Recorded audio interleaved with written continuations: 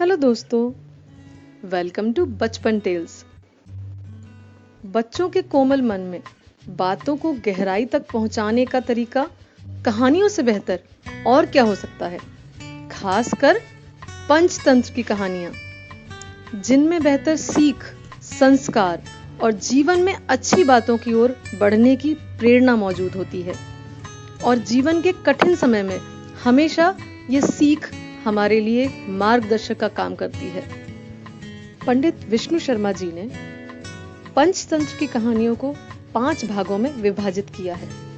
सबसे पहला है मित्र भेद, मित्र संप्राप्ति, काकोलुकियम, लब्ध प्रणाश और अपरीक्षित कारक। ये सभी कहानियां नैतिकता और सदाचार का भाव हमारे अंदर विकसित करती हैं। तो आइए दोस्तों, देर किस बात की, ये शिक्षाप्रद कहानियां सुनते हैं और अपने बचपन में खो जाते हैं।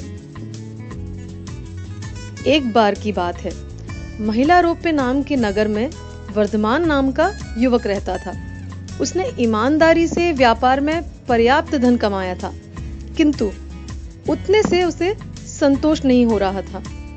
वह और अधिक धन कमाना चाहता था और वह जानता था कि धन केवल 6 उपायों से ही कमाया जा सकता है: भिक्षा, राज सेवा, खेती, विद्या, सूद और व्यापार। और सबसे अच्छा साधन था व्यापार।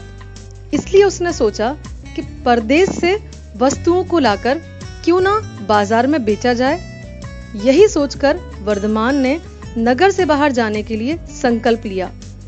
मथुरा जाने के लिए उसने अपना रथ तैयार करवाया और रथ में 2 सुंदर और सुदृढ़ बैल लगवाए। उनके नाम थे संजीवक और नंदक।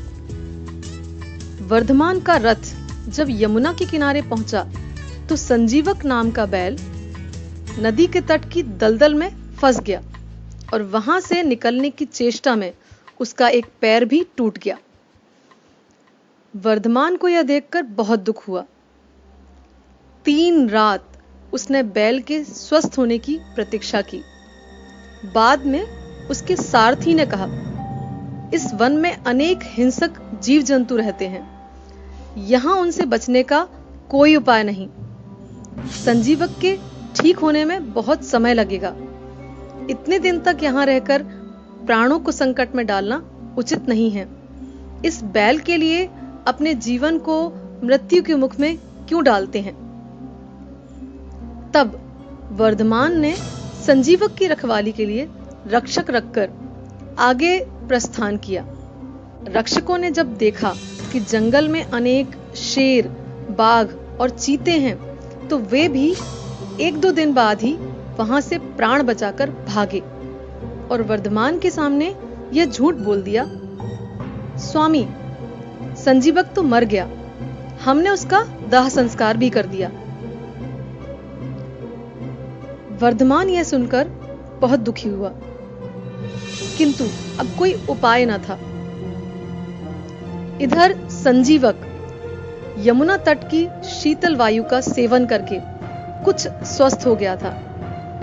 किनारे की दूब का अग्रभाग पशुओं के लिए बहुत लाभकारी होता है।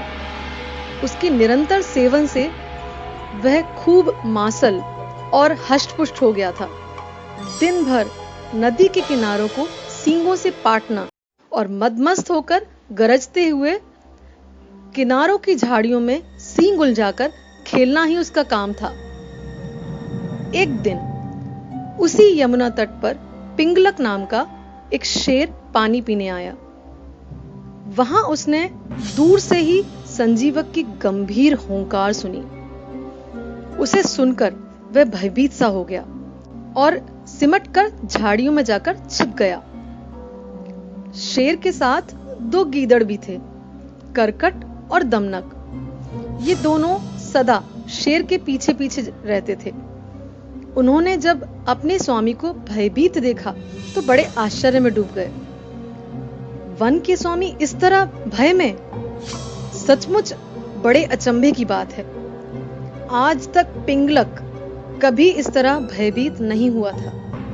दमनक ने अपने साथी से कहा, करकट, हमारा स्वामी वन का राजा है, सब पशु उससे डरते हैं, आज वही इस तरह सिमट कर डरा सा बैठा है।